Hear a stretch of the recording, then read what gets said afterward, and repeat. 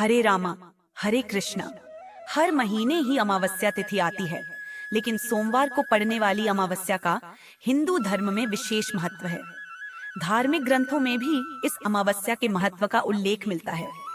आपको बता दें कि महाभारत काल में पांडव सोमवती अमावस्या पर गंगा स्नान और दान करने के लिए पूरा जीवन भर तरसते रहे, लेकिन उनके पूरे जीवन में सोमवार को अमावस्या की तिथि कभी नहीं पड़ी।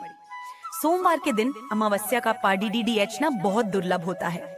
ऐसे में इस बार पौष महीने की जो अमावस्या है वह सोमवार के दिन पड़ रही है, जो कि अपने आप में बहुत ही दुर्लभ और खास संयोग है। और यह अंग्रेजी कैलेंडर के अनुसार साल 2024 की आखिरी अमावस्या भी होगी। तो ऐसे में चलिए आपको बताते हैं साल की आखिरी सोमवती अमावस्या कब है, इसका महत्व क्या है और इस दिन स्नान दान का और पितृ तर्पण का शुभ मुहूर्त कब से कब तक रहेगा। लेकिन सबसे पहले आप सभी से अनुरोध है कि दिव्य टेल्स चैनल को आप सभी के प्यार और सपोर्ट की आवश्यकता है, तो कृपया वीडियो को लाइक और चाहिए चैनल को सब्सक्राइब जरूर कीजिएगा और कमेंट बॉक्स में हर हर महादेव जरूर लिखें। सोमवती अमावस्या को सूर्य और चंद्रमा एक सीध में होते हैं और सोमवार का दिन चंद्रमा को समर्पित है, इसलिए इस दिन का पुण्य और अधिक बढ़ जाता है।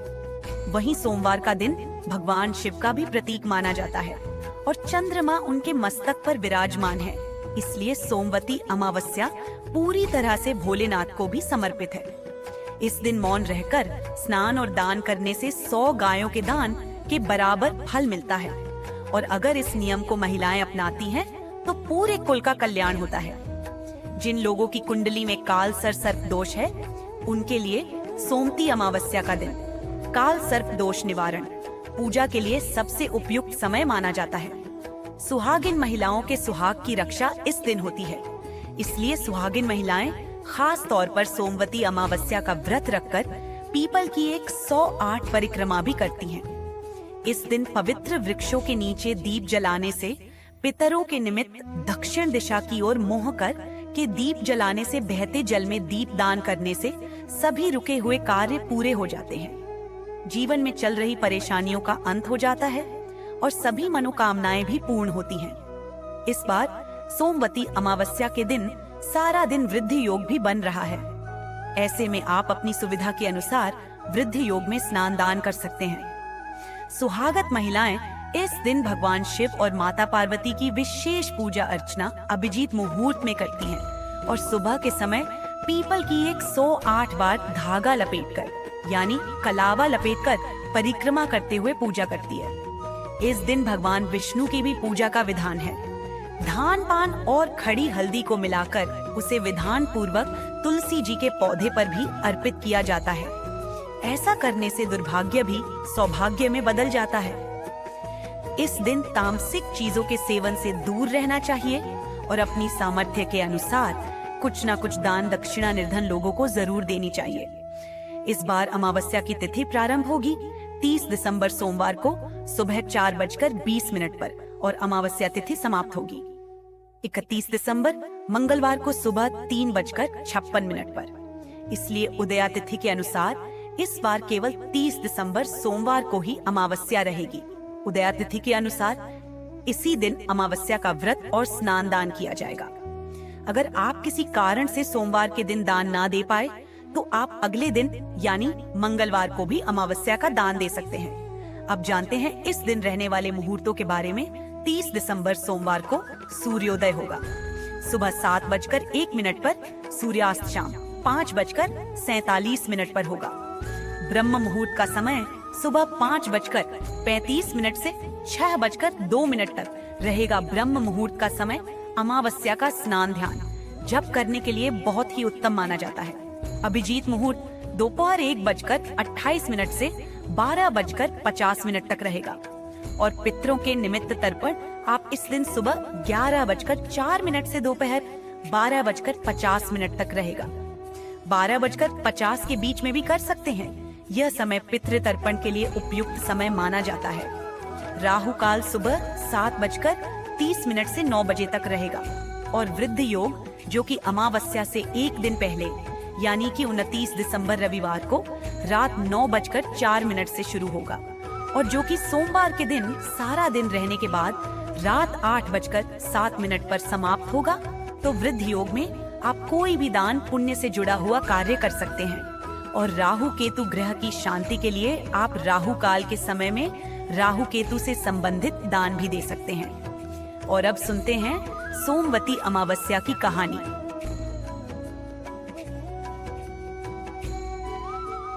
प्रिय श्रोतागणों, हिंदू धर्म में इस व्रत का बहुत महत्व है। सोमवती अमावस्या की व्रत कथा के अनुसार एक साहूकार के 7 बेटे और एक बेटी थी। साहूकार के 7 बेटों का विवाह हो चुका था। उनके घर रोजाना सवेरे सवेरे एक ब्राह्मण भिक्षा मांगने आते थे। जब भी साहूकार की कोई बहुमूल्य सेठानी उसे भिक्षा देती, तो वह उन्हें आशीर्वाद देते और कहते, अपने पति के कंधे राज करो। लेकिन जब भी साहूकार की बेटी भिक्षा देती, तो वह ब्राह्मण आशीर्वाद में कहते, अपने भाई भौजाई के कंधे राज करो। साहूकार की बेटी को यह बात बहुत बुरी लगती थी। एक दिन उसने अपनी माँ से कहा, माँ, यह पंडित जी जब भी भाभियां या आप भिक्षा देते हो तो आशीर्वाद में कहते हैं अपने पति के कंधे राज करो, लेकिन जब भी मैं इन्हें भिक्षा देती हूँ तो यह मुझे कहते हैं अपने भाई भौजाई के कंधे राज करो। तो उसकी माँ ने कहा, तू कल भिक्षा देने जाना, जब वह तुझे आशीर्वाद देंगे तो मैं उनसे इसके पीछे का कारण पूछूंगी। अगले दिन ब्राह्मण जब भिक्षा लेने आए तो माँ वहाँ आ गई और ब्राह्मण से कहने लगी, आप इसे ऐसा आशीर्वाद क्यों आ रही हूँ? तब ब्राह्मण ने कहा, क्योंकि इसकी किस्मत में सुहाग नहीं है। तब सेठानी ने ब्राह्मण से इसका कोई उपाय पूछा। तब वे ब्राह्मण बोले, यदि सोना धोबन इसकी शादी में आकर आशीर्वाद दे दे तो इसका पति बच सकता है। तो उसकी माँ पूछती है, सोना धोबन कहाँ रहती है? पंडित जी बोले, 7 समंदर पार सोना धोबन का गांव है। तब सेठानी ने अपने बेटों से कहा, सोना धोबन के गांव बहन को लेकर जाना है। 6 बेटों ने तो मना कर दिया, परंतु 7वां बेटा तैयार हो जाता। उसके बाद दोनों भाई बहन सोना धोबिन के गांव के लिए रवाना होते हैं। नदी के किनारे दोनों एक पेड़ के नीचे बैठ जाते हैं। उसी समय पेड़ के नीचे से एक सांप निकलता है और पेड़ के ऊपर चढ़ने लगता है। उसी समय बहन की नजर उस पर पड़ जाती है। वह अपने भाई से कहती है, देखो भाई, पेड़ पर किसी पक्षी का घोंसला है और उसमें नन्हे नन्हे बच्चे हैं। यह सांप उन बेचारे बच्चों को खा जाएगा और जब पक्षी आकर ये देखेंगे तो उन्हें कितना दुख होगा। तब भाई उस सांप को मारकर वही टोकरी से ढूंढ लेता है। शाम को एक हंस और हंसिनी का जोड़ा उस तरफ आते हैं तो अपने घोंसले के आसपास और पेड़ पर खून देखकर वह डर जाते हैं। उन्हें लगता है कि उन दोनों भाई बहन ने उनके बच्चों को मार दिया, तो वहाँ आते ही उन दोनों को चोंच मारने लगते हैं। तभी बहन टोकरी उठाकर उसके नीचे पड़ा सांप दिखाती है और कहती है, हमने तुम्हारे बच्चों को इस सांप से बचाया है और ये खून इस सांप का है। तब हंस और हंसिनी बहुत खुश होते हैं और उन दोनों को अपनी पीठ पर बिठाकर समुद्र पार सोना धोबन के गांव में छोड़ आते हैं। सोना धोबन का भी बहुत बड़ा परिवार था, जिसमें उसके बेटे और बहुएं सब साथ रहते थे। साहूकार का बेटा और बेटी भी उस गांव में ही घर लेकर रहने लगे। रोजाना रात को साहूकार की बेटी सोना धोबन के घर जाती और खाना पानी साफ सफाई घर के सभी काम करके सुबह होने से पहले अपने घर वापस लौट आती थी। लेकिन एक दिन सोना धोबन ने अपनी बहुओं से पूछा, आज कल सुबह सुबह तुम्हारे लड़ाई झगड़े की आवाज नहीं आती, क्या बात है? तो वह बहुएं बोली, सासू माँ, हाँ, हमें सारा काम किया हुआ मिल जाता है तो हम क्यों झगड़े? तो सोना धोबन ने पूछा, अच्छा कौन करता है? सारा काम तो बहुएं बोली, आप नहीं करती, हमें तो लगा हमारे उठने से पहले ही आप घर का सारा काम कर देती हैं। तब सोना धोबन ने यह पता लगाने का निश्चय किया और वह रात भर जागती रही। जब साहूकार की बेटी आई तो सोना धोबन ने उसका हाथ पकड़ लिया और पूछने लगी, कौन हो तुम और क्यों मेरे घर आकर सारा मेरे घर का काम करती हो? तब साहूकार की बेटी ने ब्राह्मण वाली सारी बात सोना धोबन को बता दी और कहा, यदि आप अपनी सोमवती अमावस्या का फल मुझे दे दें तो मेरा सुहाग अमर हो जाएगा। सोना धोबन ने उसकी बात मानते हुए उससे कहा, जब तुम्हारी शादी पक्की हो जाए तब मुझे न्योता भेज देना, मैं तुम्हारी शादी पर जरूर आऊंगी।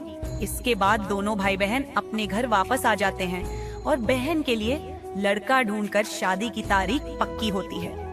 सोना धोबन को भी न्योता भेजा जाता है। शादी के दिन फेरों के ठीक बाद एक सांप आता है और दूल्हे को डस लेता है, जिससे दूल्हा मर जाता है। तब सोना धोबन संकल्प लेकर दूल्हे के मुंह में पानी डालती है और वह वापस जीवित हो जाता है। तभी से सोना धोबन के साथ साथ साहूकार की बेटी और बहू ने भी सोमवती अमावस्या का व्रत करने का संकल्प लिया। हे अमावस्या माता, जैसे आपने सोना धोबिन और साहूकार पर अपना आशीर्वाद बरसाया, वैसे हम सबका भी कल्याण करना निवेदन है। आपसे दिव्य टेल्स को सब्सक्राइब करना, वीडियो को लाइक करना ना भूले। जय अमावस्या माता।